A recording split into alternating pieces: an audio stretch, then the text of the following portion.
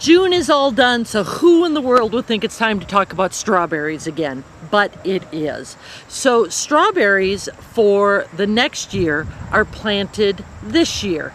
Normally you would plant those strawberries in April, and then they would grow all season, and then you would start harvesting the next year. What we've done is something a little bit different. We've planted strawberries in August, end of July, first part of August, and then we put them on black plastic so we can get more growth and less weeds. These strawberries will still produce strawberries next year. It won't be the abundant crop that they would if we had planted them in April, but it'll be 60 to 75% of that crop, and we have gone through an entire summer without having to weed or water or maintain those strawberries.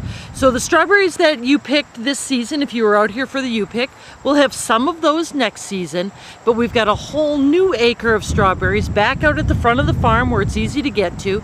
We've got those on plastic. The plastic does a couple things. First one is it allows us to control weeds. That is a huge, huge issue in organic strawberries. I would say that is where 60% of the costs come when we are growing strawberries, is in weed control, weed control, weed control.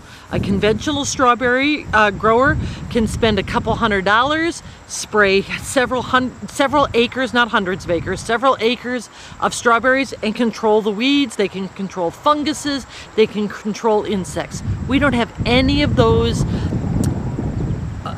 terrible tools at our disposal, so our weed control is either a plastic mulch that disintegrates, or it is hand weeding. And so we have gone with the mulch, a later planting, which allows us to not have to worry about watering these plants during the entire summer. And we can have some strawberries for you next June. The other thing the plastic mulch does, it allows us to control the water. So we're putting water in drip line under the plastic, so those roots are getting exactly the water they need. We're not watering any weeds. We're not doing any overhead watering that might be contributing to diseases as well.